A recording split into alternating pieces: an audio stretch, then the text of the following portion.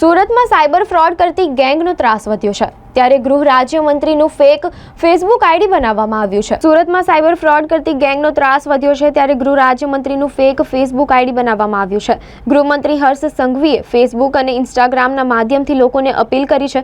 સાથે જ આઈડી પરથી મેસેજ કે રિક્વેસ્ટ આવે તો રિપોર્ટ કરવો।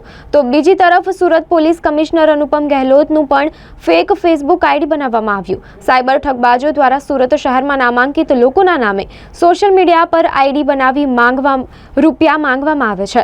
સાયબર ક્રાઇમ દ્વારા તપાસ શરૂ કરવામાં આવી છે। जनरली अमुक लोग जो साइबर क्रिमिनल्स है एवं लोगों ने जो जाણીતા ચહેરાઓ હોય એના ફેક જો એકાઉન્ટ બનાવીને ફેસબુક ઉપર કરતા હોય जो है जनरली फेसबुक पर इंस्टाग्राम पर બનાવીને આ ફ્રેન્ડ રિક્વેસ્ટ મોકલતા હોય। ફ્રેન્ડ રિક્વેસ્ટ मतलब એવા પ્રકારના આ પોસ્ટ અંદર મૂકે या डीपी आ रीते मूके कि प्रथम दृष्टिए जो कोईने डाउट थता नहीं हो જોઈએ। પછી મૂક્યા પછી જો અમુક ઘટનાઓનો જિક્ર કરીને કે અમે અત્યારે આ જરૂરિયાત છે, તમે પૈસાને આ રીતે થોડા પૈસાની જરૂરિયાત છે, પૈસા આપો, યા બીજા પ્રકાર 100 લોકોને આ લોકો ટ્રાય કરે અને 1-2 લોકો સાથે બી સક્સેસફુલી ચીટિંગ કરી જાય તો એના પર્પઝ સોલ્વ થઈ જાય છે।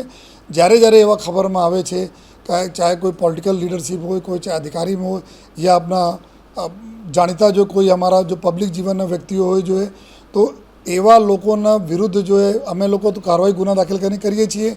પોસ્ટો પર ડિલીટ કરાવીએ છીએ, પરંતુ આપના માધ્યમથી બધા રિક્વેસ્ટ કરીએ છીએ કે આપને ક્યારે પણ લાગે જાણ થાય ઇમિડિયેટલી આપ જો પોલીસ અથવા સાયબર ક્રાઇમમાં જાણ કરીએ જેથી આ પોસ્ટ તુરંત ડિલીટ કરાવવાની કાર્યવાહી કરી શકાય અને સાથોસાથ એને શોધી શકાય। કારણ કે આ લોકો આજ અગર પોસ્ટો ડિલીટ નહીં થાય અને પોસ્ટ રહે આપના ધ્યાન ઉપર નહીં આવે તો આપના વોઇસના આપના રિલેટિવ્સના અવાજના ક્લોનિંગ કરીને આર્ટિફિશિયલ ઇન્ટેલિજન્સ યુઝ કરીને બી મૂકી દે, એવા મૂકી આપના સાથે એવા કરસ્પોન્ડન્સ મૂકે કે આપને લાગે કે મારા ખરેખર મારા દોસ્ત યા મારા રિલેટિવના અવાજ છે અને પછી કોઈ લોકો ટ્રેપમાં આવી જાય, પૈસા રૂપિયા એને આપી દે।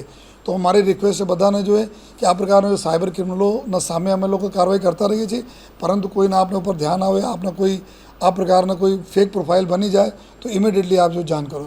સુરતમાં 2 નામાંકિત લોકોના ફેસબુક એકાઉન્ટ હેક થયા છે કે આપનું એક રાજ્યના ગૃહમંત્રી છે તેમના વિશે શું કહેશો? नहीं आ लोग जनरली आ तो हमारा અને માનનીય ગૃહમંત્રી સાહેબના છે આપના ધ્યાન ઉપર આવે, પરંતુ ઘણા બધા લોકોના આ પ્રકાર થતા રહે છે। જો અમે લોકોને કોન્ટેક્ટ કરે છે એના અમે ડિલીટ વગેરે કરાવવાની કાયદેસર કાર્યવાહી આગળ કરીએ છીએ। બધાને ખબર છે કે 2-3 દિવસ નીકળી જાય છે ત્યાં ફેસબુક ઓફિસે યા ઇન્સ્ટાના ઓફિસે કરસ્પોન્ડન્સ કરવામાં જોઈએ, તો એના માટે બધાને રિક્વેસ્ટ છે કે આ 2-3 દિવસ બહુ ક્રુશિયલ આપના હોય છે, જેથી આ બધા લોકો થોડા એલર્ટ રહીને અમે લોકોનો સાથ આપતા રહીશું જેથી અમે લોકો એવા जो साइबर क्रिमिनल जो आ प्रकार प्रवृत्ति करे છે અને ફેક આઈડી બનાવીને ફેક મેસેજ એવા મેસેજ પણ મૂકી શકે છે જેથી જો લોકોની લાગણી બી દુભાઈ શકે અને લોકો જો કન્ફર્મ કરવામાં જબ તક થોડા દેર બી થઈ જાય જબ તક કોઈ બિચારા શિકાર પણ બની જાય છે। તો જેથી આપના બધા નમ્ર વિનંતી જો અમે વારંવાર બોલીએ છીએ કે કોઈ भी अफवाह ઉપર या कोई भी सोशल मीडिया पोस्ट पर आप तब तक विश्वास नहीं करो जब तक कुछ ऑथेंटिफिकेशन नहीं था।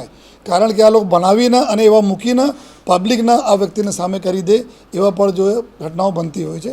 એક વિડિયોમાં એક વાયરલ થયો છે, મર્ડર જે થયું તે સંદર્ભે વિડિયો વાયરલ થયો છે અને તે સુરતની સાથે સરખાવવામાં આવે છે। હા, એના માટે અમે ગુના દાખલ ક્રાઇમ બ્રાન્ચમાં ગુના દાખલ થઈ રહ્યા છે। અત્યારે ગુના દાખલ કરવાની કાર્યવાહી ચાલુ છે જો અને આ જો પોસ્ટ મૂકનાર છે એના ઉપર બી અમે લોકો ટૂંક સમયમાં એના ધરપકડ અમે લોકો કરીશું। આઈડેન્ટિફાઈ થયું કોણે મૂકી છે એવું કંઈ? કારણ કે બ્લુ ટિક માર્ક છે એની પર જે આઈડી છે એક્સ પર કરીએ છીએ એક ગોહિલ _G ના નામથી છે જો એના ટીમ છે એના પાછળ જો અત્યારે FIR દાખલ કરીને એના અમે લઈ આવીશું।